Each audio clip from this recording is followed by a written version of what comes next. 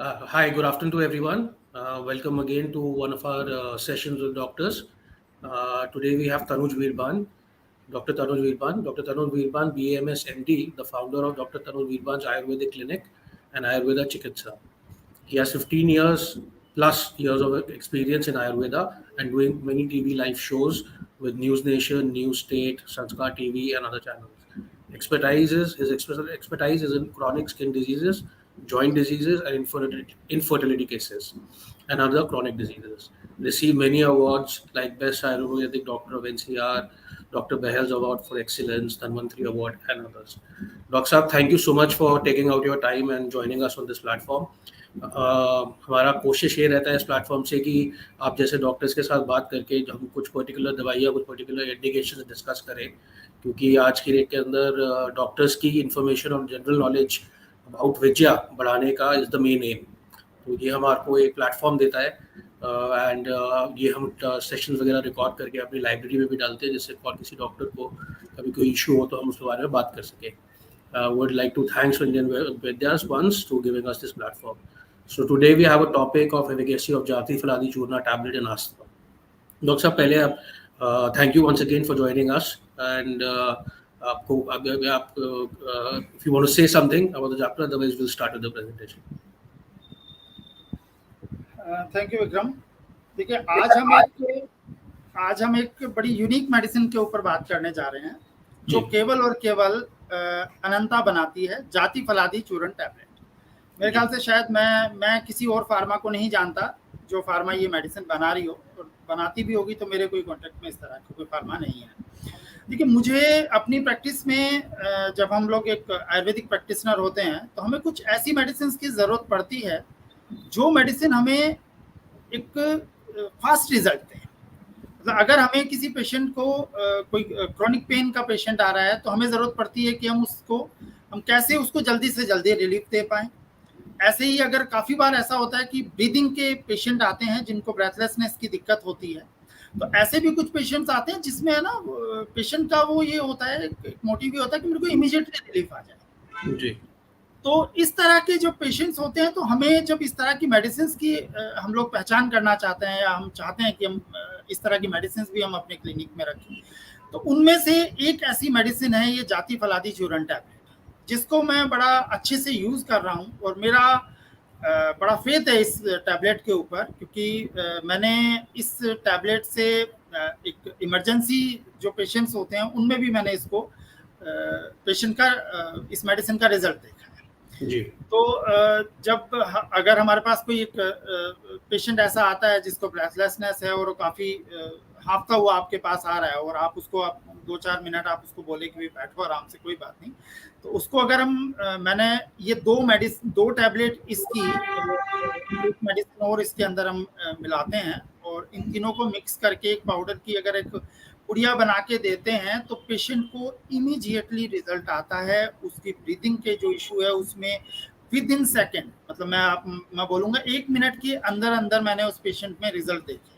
तो ये जब इस तरह का देखा तो मेरा इस मेडिसिन के लिए और थोड़ा सा कॉन्फिडेंस बढ़ा, और अब मैं इस मेडिसिन को काफ़ी 3-4 डिजीज ऐसी हैं जिसमें मैं इसको यूज़ करता हूँ. तो इसके लिए एक छोटी सी एक प्रेजेंटेशन है जिसमें हम थोड़ा सा इसके जाति फलादी चूर्ण टैबलेट के बारे में थोड़ा सा देखते हैं कि इसमें क्या क्या है. और अच्छा, एक चीज आपसे पूछनी थी कि आप विजया बेस्ड मेडिसिन में कितने टाइम से काम कर रहे हैं आप? मैं विजया बेस्ड मेडिसिन में लगभग 4 साल के आसपास से मैं काम कर रहा हूँ. और आप मेन इंडिकेशंस, आप किन इंडिकेशंस को आप विजया बेस्ड मेडिसिन देते हैं कि कौन सी इश्यूज जो ज़्यादा होते हैं उसके अंदर विजया प्रेफर करते हैं? बेसिकली मैं 2 तरह की मेडिसिन, 2 तरह की डिजीज पे ज़्यादा अभी फोकस था, जिसमें एक तो है आपका न्यूरोपैथिक पेन जी, और दूसरा है एंजाइटी डिसऑर्डर. अच्छा. तो मेरा अपना मानना था कि शायद ये इन 2 चीज़ों में ही काम ज़्यादा करती है, लेकिन अब मैं इन मेडिसिन को जैसे मैंने ब्रेथलेसनेस के लिए बताया, अभी अस्थमा के लिए हम ये मेडिसिन यूज़ करते हैं, स्किन डिजीज़ में बहुत अच्छे से यूज़ होने लगी है, और आपकी कॉलिक पेन है या फिर बहुत सारे अलग अलग इश्यूज हैं जिसमें मैं इवन एक मेडिसिन ऐसी है डायबिटीज़ में भी हम लोग यूज़ कर रहे हैं अब इन मेडिसिन का. ओबेसिटी में के रिलेटेड जो डायबिटीज़ है उनमें भी यूज़ हो रही है. तो बहुत अलग अलग इंडिकेशन है जिनमें ये मेडिसिन सब यूज़ हो रही है. ठीक है डॉक्टर साहब. We can start with the presentation, Dr. Saab. हाँ, प्रेजेंटेशन के साथ स्टार्ट करते हैं। इस प्रेजेंटेशन का टॉपिक है एफिशिएंसी ऑफ जाति फलाती चूर्ण टैबलेट इन अस्थमा। तो ये अस्थमा, और हम जो आयुर्वेद में हम मानते हैं कि कास और श्वास दोनों में यूजफुल है ये टैबलेट, जिसमें बहुत लंबे टाइम से जिसको खांसी चल रही हो और जिसमें बहुत लंबे टाइम से ब्रीदिंग का इशू है या ब्रेथलेसनेस है, उन दोनों में ये मेडिसिन यूज हो सकती है जी। अस्थमा के ये कॉजेज हैं जिसमें एलर्जेंस हैं, या फिर आपका जो फूड, कुछ ट्रिगर पॉइंट होते हैं जिसमें फूड हैं, अगर कोई ऐसा फूड आप ले लेते हैं जो आपकी बॉडी को सूट नहीं कर रहा है तब भी आपको अस्थमा होने के चांसेस हैं। इन्फेक्शन है, काफ़ी बार पेशेंट स्ट्रेस में उसको ब्रीदिंग का इशू आता है, ड्रग इंड्यूस्ड हो सकती है। तो ये अस्थमा की कुछ कॉजेज हैं, एक सिंपल से कॉज हैं। फिर इसमें इसका जो पैथोफिजियोलॉजी, मतलब एक तरीके से इसके संप्राप्ति, या एक तरीके से किस तरीके से आपको जब कोई आपने कोई ऐसी चीज़ ली या आपको कोई ऐसी मेडिसिन इंटेक से, या किस तरीके से आपकी बॉडी को इफेक्ट करता है। तो उसमें एक आपने कोई भी एक फैक्टर ले लीजिए, मान लिया आपने कोई ऐसी मेडिसिन ली या फिर कोई आपने ऐसा फूड लिया जो आपकी बॉडी के इनकम्पेटेबल नहीं था, तो उससे क्या होता है कि आपके जो अंदर के जो एयरवे होते हैं उसमें इन्फ्लामेशन आता है। इन्फ्लामेशन आके वो जो अंदर से एक म्यूकस का सिक्रेशन बढ़ता है, और साथ साथ आपकी जो स्वेलिंग होनी शुरू हो जाती है, अंदर की जो मेम्ब्रेन होती है, जो एयरवे है, उसके बाद में आपका ब्रीदिंग का जो पूरा एक जो पैसेज होता है, जो रास्ता होता है, उसमें धीरे धीरे ये नैरो होना शुरू हो जाता है, और उसकी वजह से आपको जो व्हीजिंग का साउंड आता है, कफ का साउंड आ रहा है, या ब्रीदिंग आपकी धीरे धीरे छोटी या शॉर्ट भी होनी शुरू हो जाती है, चेस्ट में कंजेशन होना शुरू हो जाती है, सारे सिम्टम आने शुरू हो जाते हैं जी। इसके साइन और सिम्टम वही सब कुछ है, जिसमें ट्राई कफ है, चेस्ट पेन है, चेस्ट कंजेशन है, नाइट में कफ हो रहा है, व्हीजिंग आ रही है, ब्रीदिंग के इश्यूज आ रहे हैं, कोल्ड कफ हो रहा है, वीकनेस फीलिंग होती है, पेशेंट को थोड़ा बहुत चलने पे उसको वीकनेस फीलिंग होनी शुरू हो जाती है। और बहुत से पेशेंट ये कंप्लेन भी करते हैं कि हमें थोड़ा सा हम चलते हैं और हमें जो है ब्रीदिंग का इशू आना शुरू हो जाता है। लेकिन इसमें मैंने देखा है कि इस तरह के पेशेंट जो होते हैं जिसमें थोड़ा सा चलने पे ब्रीदिंग का इशू आता है, तो उसमें हमें ज़रूर कार्डियक इवोल्यूशन भी कुछ ना कुछ देखने चाहिए कि कोई कार्डियक इशू तो उसको साथ में नहीं है। केवल और केवल ब्रीदिंग का इशू ऐसा नहीं है कि लंग्स की वजह से ही उसको ब्रीदिंग का इशू बन रहा है, तो हमें उसके कार्डियक या फिर हीमोग्लोबिन, इन सब चीज़ों को भी नोट साथ में करना ज़रूरी है, ताकि एक बेसिक या एक पर्टिकुलर कोज निकल के आ पाए कि भाई ये इसका मेन कोज है, ताकि हम उसका ट्रीटमेंट बड़ा इजीली कर सके। और उसको अगर कोज अच्छे से निकाल पाएंगे तो रिजल्ट बहुत जल्दी से आने के चांसेस होते हैं। जी।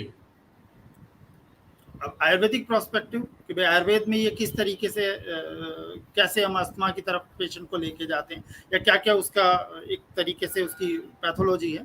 तो उसमें जो है आपने कोई भी अपथ्य आहार विहार, जो जिसमें आपने जो भी खाने लायक चीज़ें नहीं होती है वो आपने खाई, और उससे आपके बॉडी के अंदर जो है प्राणवायु शौतश की दुष्टि होती है, और उससे आपकी कफ विकृति होती है, और उस कफ विकृति से आपके जो है प्राणवायु फ्लो में जो ऑब्स्ट्रक्शन होता है, उससे आपको तमक श्वास होता है। तो एक तरीके से तमक श्वास तब होगा जब प्राणवायु की उदर्भगत जो श्वास होता है उसमें विलोम गति होती है प्राणवायु की, तब ये एक तरीके से ब्रोंकियल अस्थमा इसमें आता है। तो जाति फलादी जो टैबलेट है उसके अंदर हमने कुछ इस तरह की इंग्रेडिएंट भी हैं उसके अंदर, जो आपकी वायु की जो विलोम गति होती है उसको कंट्रोल करता है, ताकि ये तमक श्वास या ब्रोंकियल अस्थमा आपको ना हो। तो उसमें जो लवंग है या और जो चीज़ें हैं उनका इसमें ज़रूर कहीं ना कहीं बेनिफिट, इसीलिए ये बेनिफिशियल जल्दी आती है। अब जब ये सारे सिम्टम्स आते हैं तो हमें क्या क्या ऐसे सिम्टम हैं, या हमें ये मेडिसिन बनाने की ज़रूरत क्यों पड़ी। तो इसके लिए हमें क्या देखना है कि हमें वो मेडिसिन ऐसी चाहिए जो म्यूकोलाइटिक हो, एक्सपेक्टोरेंट हो, ब्रोंकोडाइलेटर भी हो, आपकी बॉडी की एनर्जी को भी रिस्टोर कर सके, इम्यूनिटी बूस्टर भी हो, और डाइजेस्टेंट भी। ये सारी की सारी चीज़ें जो मैंने अभी ये आपको बताया है कि ये गुण उस मेडिसिन में होने चाहिए। तो अगर हम जाति फलादी चूर्ण टैबलेट के इंग्रेडिएंट देखेंगे तो उन इंग्रेडिएंट में ये सारे के सारे गुण या क्वालिटीज अवेलेबल हैं।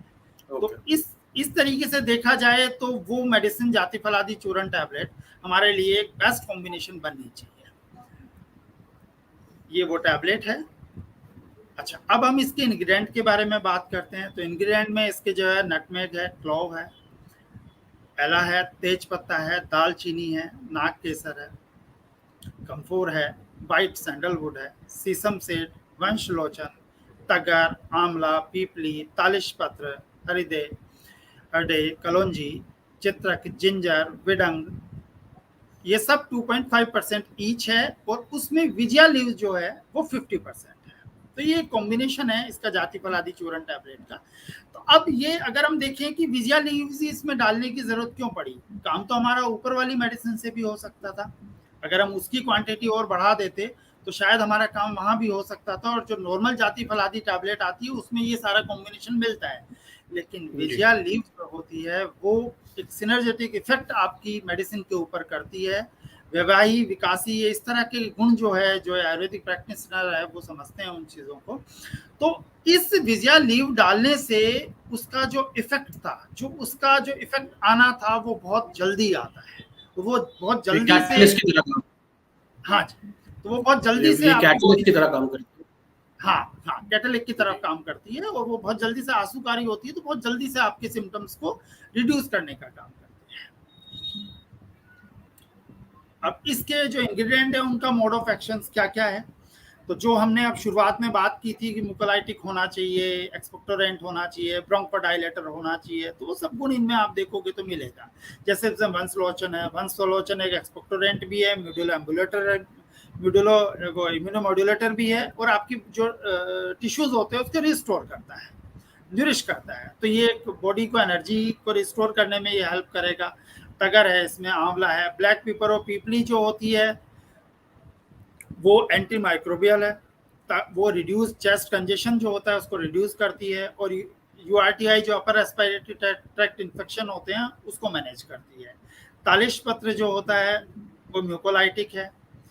चित्रक जो होता है वो आम पाचन का काम करता है, क्योंकि आम जो होता है वो हमेशा आपके जो जो एयरवे होते हैं उसको ब्लॉक करता है। इसी तरह के इसमें सुंठी है, विडंग है, तो ये सारे जो इंग्रेडिएंट हैं, ये कुल मिला के जो कॉम्बिनेशन इन सब का बनता है वो एक तरीके से वो सारे की सारी क्वालिटीज जो हमें चाहिए एक अस्थमा या कास और श्वास को ट्रीट करने के लिए, तो सब कुछ चीज़ें इन सब चीज़ों के थ्रू या इंग्रेडिएंट के थ्रू हमें मिलते हैं। अब इनके जो की इंग्रेडिएंट हैं उसमें विजया ड्राई लीव्स है और जाति फल है। अब इन दोनों के जो अगर हम इनकी क्वालिटी की बात करें तो जाति फल जो है वो एंटी इन्फ्लेमेटरी है, एक एक्सपेक्टोरेंट भी है, एंटीसेप्टिक प्रॉपर्टीज भी इसमें मिलती है, ये आपके थ्रोट कफ को क्लीनिंग भी करता है, अस्थमा को मैनेज और थ्रोट पेन इन दोनों में ये अच्छे से हेल्प करता है। अब इन्हीं गुणों को या इन क्वालिटीज को जो एक तरीके से बॉडी के ऊपर बढ़ा के जो काम करने का जो काम कर रहा है वो हमारी विजया की जो लीव्स हैं वो करती है।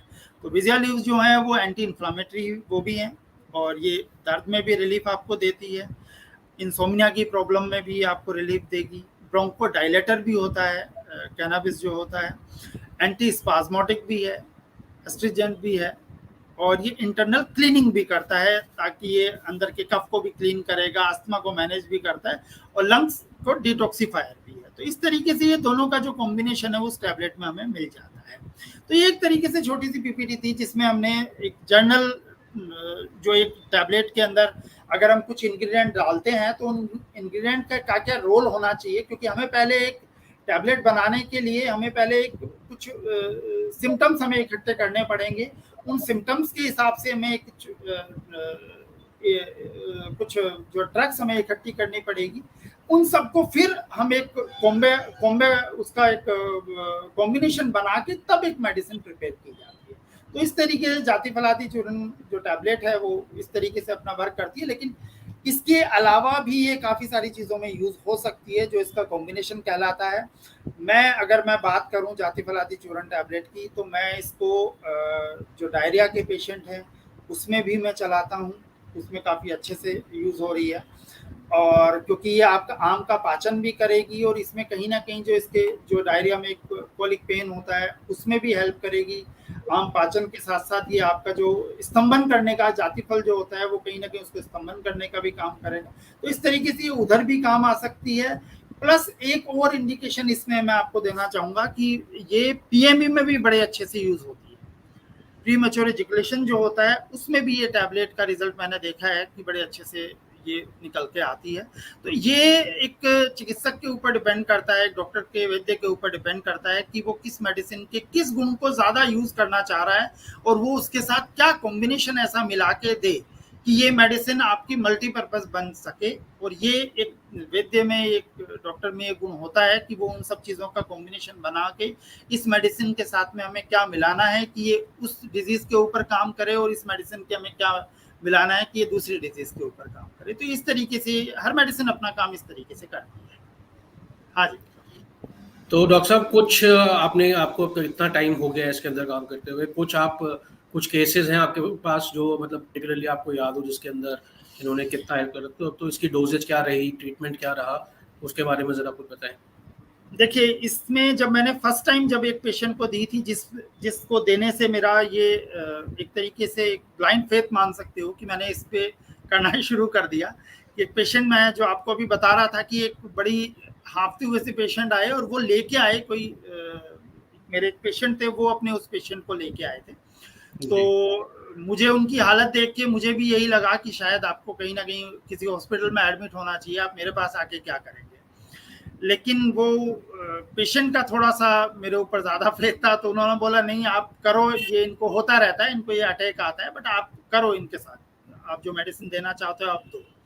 तो मैंने उनको थोड़ा सा बैठा के, और बस मैं नॉर्मली मैं पुड़िया वगैरह बहुत कम बनाता हूँ पेशेंट के लिए, लेकिन उनके लिए मुझे लगा कि अगर मेरे को इनको इमीडिएटली कुछ रिजल्ट देना है तो मुझे ये कुछ ना कुछ शुरू करना पड़ेगा। तो मैंने उनको थोड़ा सा उनकी एक दो चीज़ें पूछ के कि कॉन्स्टिपेशन तो नहीं है, ये तो नहीं है, वो तो नहीं है, गैस वगैरह पूछ वगैरह के, फिर उसके बाद में हमने ये कॉम्बिनेशन एक 2 टैबलेट इसकी हमने डाली, और 1 टैबलेट मैंने उसमें श्वास कुठार की डाली, और तीनों को मैंने मिक्स करके पुड़िया बना के, वो मेरे पास मेरे ख्याल से 1 घंटा वो पेशेंट मेरे क्लिनिक पे बैठी रही थी। उस 1 घंटे में मैंने उनको 2 बार ये पुड़िया दी, मतलब इसी को मैंने 2 पुड़िया में डिवाइड कर दिया था, और मैंने उनको दी। और वो 1 घंटे में वो यहाँ से उन्होंने कोई इनहेलर यूज़ नहीं किया, ना उन्होंने कोई और मेडिसिन दी, वो केवल यहाँ पे आए थे। और ऐसा भी नहीं है, मेरा सेकंड फ्लोर पे क्लिनिक है, कि वो लिफ्ट से आए, ऐसा भी नहीं है कि सीढ़ियाँ चढ़ने पे किसी को सांस फूल रहा हो। तो वो 1 घंटे में यहाँ पे एकदम फर्स्ट डोज से उनको रिलीफ आ गया था, आधे घंटे में वो इस कंडीशन में आ गए, तो 1 घंटे में वो यहाँ से चले भी गए थे, वो एकदम परफेक्टली ऑल राइट थे। उसके बाद में आज तक मेरे पास वो पेशेंट चल रही है। वो पेशेंट एलोपैथिक मेडिसिन पे डिपेंड थी, वो इनहेलर यूज करती थी, वो डरती थी बाहर जाने से कि मैं इनहेलर के बिना अगर मैं बाहर चली गई तो मैं कैसे जाऊंगी। मैंने बड़ी मुश्किल से उनको प्रिपेयर किया, उनको बड़ी मेहनत करनी पड़ी इस चीज़ के लिए, बड़ी उनकी काउंसलिंग करनी पड़ी कि आपको ये इनहेलर छोड़ना पड़ेगा, आप इसके साथ हमेशा नहीं रह पाओगे।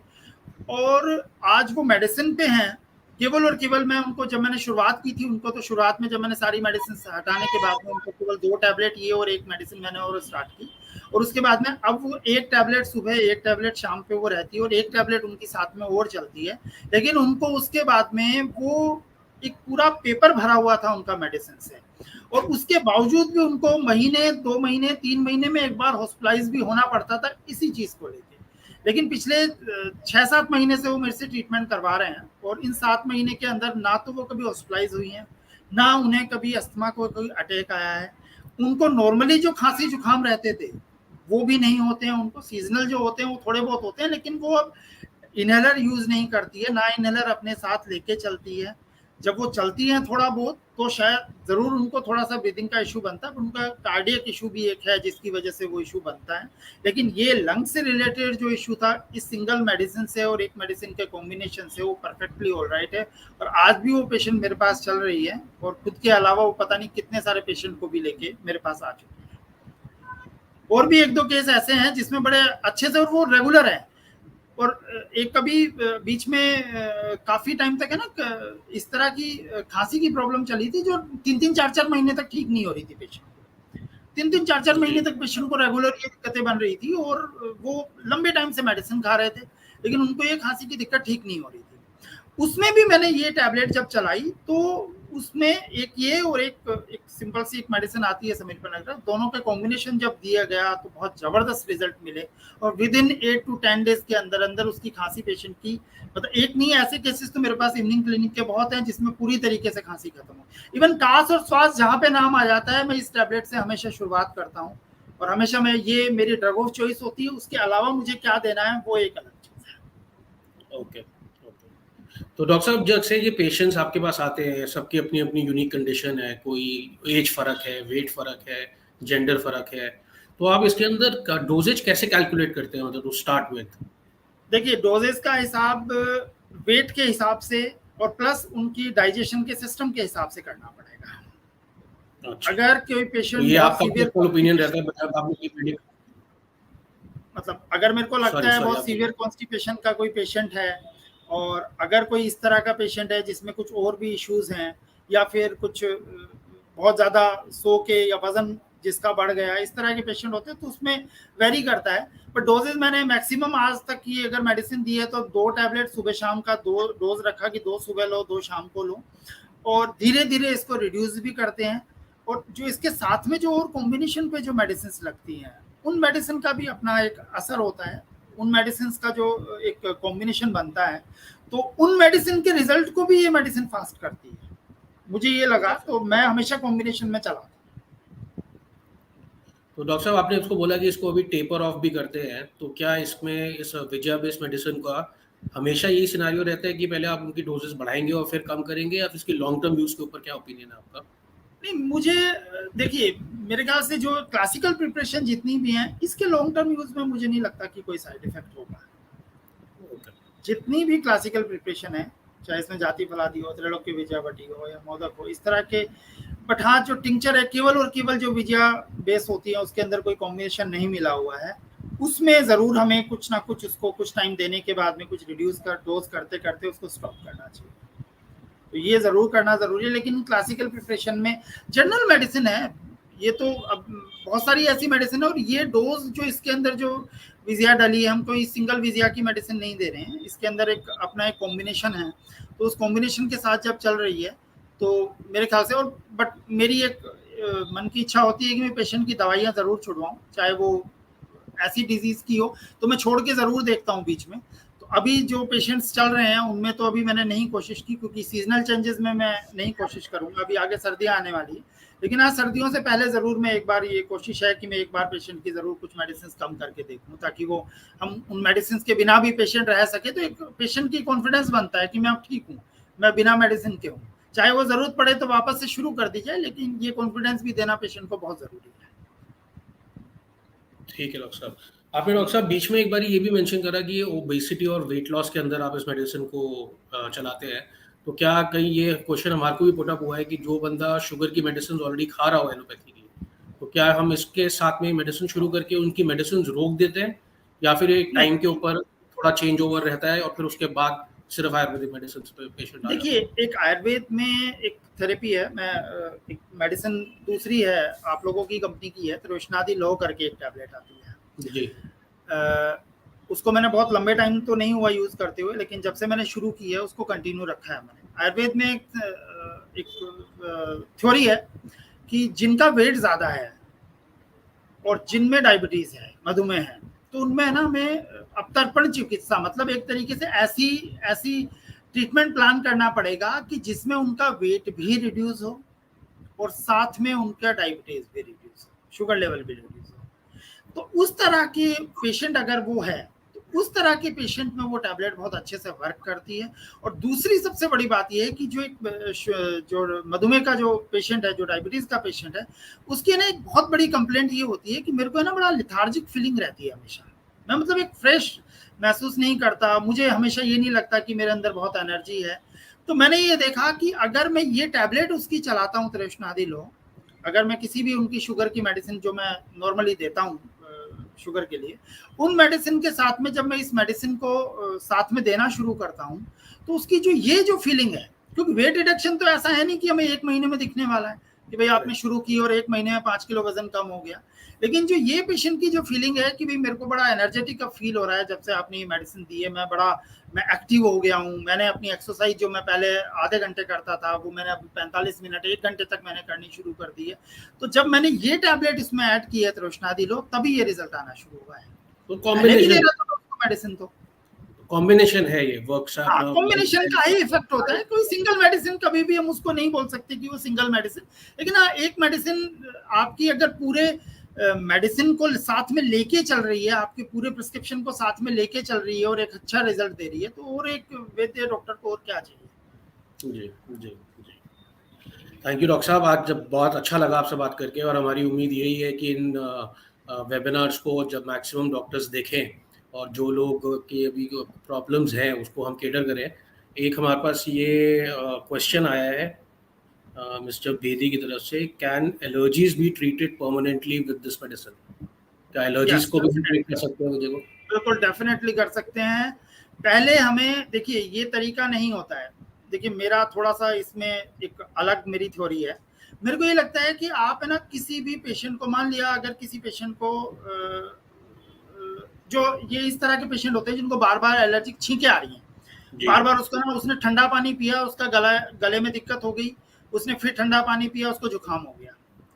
अब यही पेशेंट को जब मैं मेडिसिन के साथ में मैं उसको बोलता हूं कि आप आइसक्रीम खाओ, आप ठंडा पानी पियो, आप सब कुछ करो जो आपको करना है, शुरुआत में वो पेशेंट सफर करता है, उसको लगता है कि नहीं मैं तो ठीक नहीं हो रहा हूँ, क्योंकि उसके दिमाग में ये चीज है कि मैं ठंडा पानी पीऊंगा तो मेरे को गला बैठ जाएगा, मेरे को खांसी हो जाएगी। अब लेकिन आप कितने दिन ठंडा पानी नहीं पियोगे? मान लिया किसी पेशेंट ने 2 साल तक ठंडा पानी नहीं पिया, आप 2 साल 2 दिन के बाद में जिस दिन वो ठंडा पानी पिएगा उसी दिन उसको खांसी हो जाएगी। तो तरीका ये नहीं होता, तरीका ये होता है आपको घुसना पड़ेगा उसके अंदर। आप रोज थोड़ा थोड़ा ठंडा पानी पियो, आप क्यों उससे डरते हो? आप रोज थोड़ा थोड़ा करके पियो, आप कम, पहले धीरे धीरे कम ठंडा पियो, नॉर्मल टेम्परेचर वाला, फिर धीरे धीरे उसको ठंडा करते, बॉडी एक्सेप्ट करेगी उस चीज को, बॉडी उस चीज को एक्सेप्ट करेगी तो आप कम से कम उन चीजों से तो बीमार नहीं होगे। भाई सीजन पे किसी का बस नहीं चलता। मैं बोलूं जी आप सर्दी में घर बैठ जाओ, आप गर्मी आएगी तब भी आप घर बैठ जाओ, आप एसी में मत जाओ, आप ठंडे पानी से मत नहाओ, ये सोल्यूशन नहीं हो सकता। आपका सोल्यूशन होगा, आप अगर कोई डिजीज की मेडिसिन ले रहे हो तो आपका सोल्यूशन है आपको बॉडी को उस लायक बनाना होगा कि वो उस दिक्कत से लड़ सके, ना कि इस लायक बनाना है कि हम उससे बच के रहें। जिस दिन आप उसके सामने आ जाओगे सैनिक ढेर, शरीर ढेर हो जाएगी जिसमें कुछ नहीं बचने वाला। यही एलर्जी आपने बिल्कुल ठीक है। हाँ जी जी प्लीज कंटिन्यू। हाँ, तो केवल एलर्जी में भी ऐसा नहीं है कि आप इसको छोड़ दो, आप उसको छोड़ दो, इससे बॉडी में एलर्जी हो रही है, आप इसको छोड़ दो। तो मोस्टली एलर्जी पित्त की डोमिनेंसी में होती है।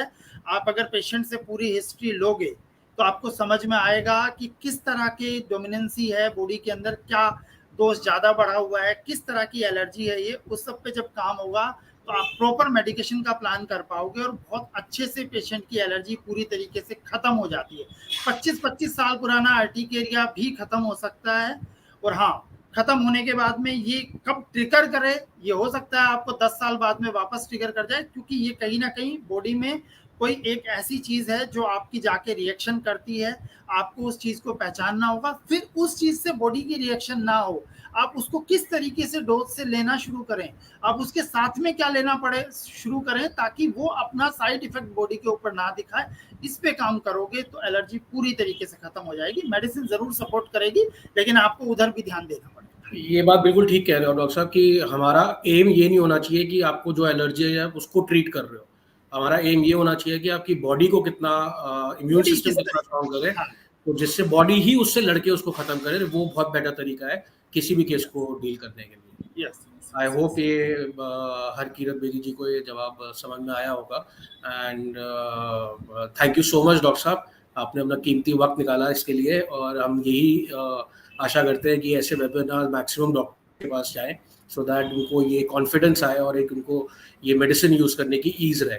हमारी कोशिश फ्रॉम द कंपनी यही रहती है कि हम मैक्सिमम इंफॉर्मेशन डेटाबेस क्रिएट करें।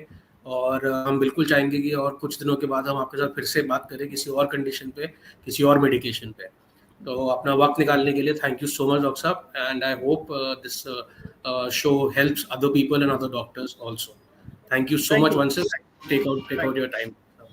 Thank you. Thank you.